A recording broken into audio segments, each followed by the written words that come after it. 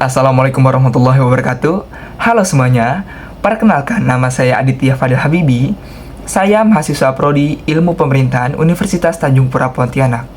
Adapun di sini saya akan membahas tentang penerapan good governance di Kelurahan Tanjung Hilir. Ada 3 pokok pembahasan yang akan saya bahas, yaitu good governance sebagai landasan tata kelola publik, yang kedua kelurahan sebagai unit terdekat dengan masyarakat, dan yang terakhir adalah penerapan good governance di Kelurahan Tanjung Hilir. Yang pertama, saya akan menjelaskan tentang apa itu good governance.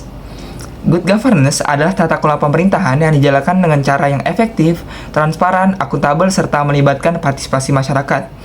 Tujuannya adalah untuk memastikan bahwa proses pengambilan keputusan dan pelaksanaan kebijakan berjalan secara adil, efisien, dan mampu memenuhi kebutuhan publik. Selanjutnya, good governance di tingkat lokal.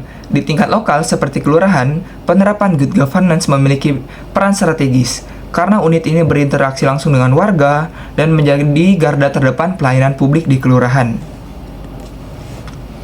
Selanjutnya, ada 9 prinsip good governance, yaitu partisipasi, yaitu keterlibatan aktif warga dalam pengembangan atau kemajuan kelurahan. Yang kedua, rule of law, yaitu menjamin kepastian hukum bagi masyarakat. Yang ketiga, transparansi, yaitu keterbukaan informasi. Yang keempat, responsivitas, yaitu menanggapi kebutuhan masyarakat dengan cepat dan menyelesaikan masalah tersebut. Yang kelima, keadilan dan kesetaraan. Yang keenam, efektivitas, yaitu layanan harus sesuai dengan tujuan. Yang ketujuh, efisien, yaitu menghemat waktu dan tenaga. Yang kedelapan, akuntabilitas, yaitu tanggung jawab pemerintah.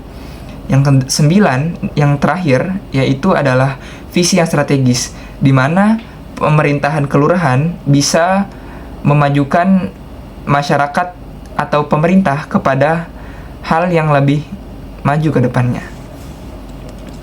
Selanjutnya, saya akan menjelaskan profil Kelurahan Tanjung Hilir. Secara geografis, kelurahan ini berada di kawasan tepian sungai dan berbatasan dengan Kelurahan Siantan Hulu di bagian utara, Kelurahan Dalam Bugis di sisi selatan dan barat, serta Kelurahan Tanjung Hulu di bagian timur. Luas wilayahnya sekitar 38 hektar dan terdapat 133 jiwa di dalam kelurahan tersebut, menjadikan kelurahan ini menjadi salah satu kawasan pemukiman padat di wilayah Pontianak Timur. Adapun slogan dari Kelurahan Tanjung Hilir adalah Saudara. Dapat diartikan sebagai sederhana, optimal, dan responsif. Sederhana di sini diartikan sebagai penyederhanaan birokrasi, yaitu administrasi yang jelas namun dapat menyelesaikan masalah masyarakat. Yang kedua, optimal. Optimal di sini diartikan sebagai optimalisasi, yaitu memanfaatkan semua yang ada di kelurahan seperti SDM dan SDA yang ada untuk memajukan kelurahan. Yang terakhir adalah responsif, yaitu penanganan cepat terhadap laporan atau keluhan yang diberikan oleh masyarakat kepada pemerintah kelurahan. Selanjutnya, ada 3 temuan yang saya temukan di Kelurahan Tanjung Hilir. Yang pertama itu adalah penggunaan teknologi untuk komunikasi 2 arah dan pengaduan. Jadi, di Kelurahan Tanjung Hilir, jika kita ingin memberikan keluhan, kita bisa melakukannya melalui grup WhatsApp yang sudah dibuat ataupun barcode. Grup WhatsApp tersebut tuh tidak hanya untuk memberikan keluhan, tapi juga masyarakat bisa memperoleh informasi, misalnya bisa bertanya mengenai membuat suatu surat, apa saja sih yang harus dipenuhi, ataupun dari kelurahannya menyampaikan informasi mengenai program-program yang akan dilakukan. Yang kedua, respon cepat dari kelurahan menangani laporan masyarakat. Saya sendiri juga ikut turun ke lapangan melakukan hal tersebut. Masyarakat melaporkan bahwa ada warga yang terlantar dan tidak dikenali identitasnya. Jadi, kelurahan bekerja sama dengan dinas-dinas terkait seperti Dinas Dukcapil dan juga Dinas Sosial untuk mengetahui dan menangani masalah atau menangani masyarakat terlantar ini. Dan yang ketiga adalah pemberdayaan masyarakat sebagai bentuk partisipasi masyarakat. Jadi, pada saat saya ke kelurahan, di kelurahan sedang ada kegiatan yaitu kegiatan sosialisasi pengenalan program 13 tahun wajib belajar untuk dilaksanakan pada awal tahun 2026. Jadi menurut saya ini termasuk salah satu cara kelurahan untuk meningkatkan partisipasi masyarakat. Salah satunya dengan mengajak masyarakat untuk mengikuti program-program yang ada. Selanjutnya, analisis penerapan good governance di Kelurahan Tanjung Hilir.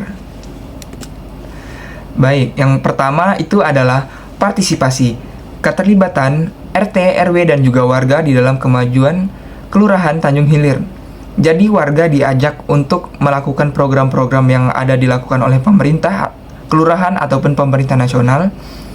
Juga pemerintah kelurahan mengajak warga untuk datang ke kantor kelurahan untuk melakukan musyawarah di waktu-waktu tertentu. Yang kedua, rule of law, yaitu melakukan kegiatan sesuai proses administrasi atau prosedur yang ada. Jadi, dalam melakukan proses pemerintahan di kelurahan ini harus melakukan sesuai dengan proses administrasi yang ada. Jadi, yang bisa saya contohkan, seperti jika ingin membuat surat, kita harus memenuhi dulu syarat-syaratnya, atau melakukan kegiatan di sini nih, atau membuat surat nih, harus sesuai antrian yang ada. Yang ketiga adalah transparansi, yaitu informasi terkait kegiatan diumumkan lewat media sosial kelurahan atau bisa lewat papan informasi di kelurahan. Jadi, di Kelurahan Tanjung Hilir ini termasuk aktif juga di media sosial seperti Instagram atau Facebook. Di situ menyampaikan kegiatan apa saja yang telah dilakukan. Dan juga papan kelurahan di Kelurahan Tanjung Hilir ini lumayan banyak informasinya. Jadi ini salah satu bentuk transparansi dari pihak kelurahan kepada masyarakat. Yang keempat adalah responsivitas. Keluhan masyarakat melalui grup WhatsApp atau barcode kelurahan ditindaklanjuti hingga tuntas. Jadi seperti yang saya contohkan sebelumnya, di kelurahan ini tuh masyarakatnya melaporkannya bisa melewat barcode atau grup WhatsApp. Jadi dari kelurahannya sendiri tuh melakukannya tuh secara langsung. Jadi jika ada keluhan dari masyarakat, staf utusan ataupun bahkan bisa lurah sendiri turun ke lapangan untuk menyelesaikan masalah tersebut. Selanjutnya, yang kelima adalah keadilan dan kesetaraan, yaitu bantuan sosial diberikan kepada warga yang memang membutuhkan. Jadi sebelum diberikan langsung kepada warga, atau bantuan sosial ini nih akan diperiksa dulu daftar nama yang telah diberikan, apakah sesuai dengan klasifikasinya ataupun memang sudah sesuai belum ini warga yang membutuhkan atau bukan. Yang keenam, efektivitas, yaitu pelayanan yang tepat sasaran di Kelurahan Tanjung Hilir merupakan bentuk pelayanan yang efektif. Selanjutnya, yang ketujuh, efisien. Penggunaan grup WhatsApp mempermudah komunikasi antara masyarakat, RT, dan kelurahan. Jadi, dengan adanya pemanfaatan teknologi berupa grup WhatsApp, ini nih mempermudah dan juga menghemat energi dan tenaga. Yang kedelapan, akuntabilitas. Adanya barcode untuk survei pelayanan secara online, juga kotak suara untuk mengajukan keluhan. Jadi dengan adanya barcode dan juga kotak suara, ini terbentuk salah satu bentuk tanggung jawab pemerintah kelurahan kepada masyarakat. Yang terakhir adalah visi strategis. Pelayanan ini harus sesuai dengan moto yang ada, yaitu saudara, sederhana, optimal, dan responsif, yang seperti saya jelaskan sebelumnya. Dan yang terakhir, saya akan menyimpulkan semua yang saya temui dan juga saya jelaskan dari tadi.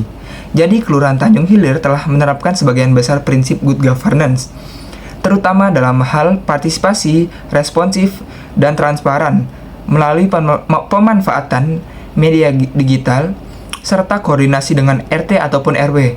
Pelayanan administrasi berlangsung tertib dan mampu menyesuaikan kebutuhan warga, meskipun masih ditemukan kendala seperti keterbatasan aparatur dan juga kemampuan adaptasi teknologi yang masih kurang. Secara keseluruhan, tata kelola Kelurahan Tanjung Hilir ini merupakan ada perkembangan positif dan mampu tetap diperlukan penguatan kapasitas dan perbaikan mekanisme pelayanan agar penerapan prinsip good governance makin optimal dan merata.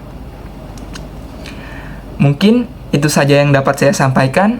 Maaf bila ada kekurangan atau salah-salah kata. Wabillahi taufiq wal hidayah. Wassalamualaikum warahmatullahi wabarakatuh.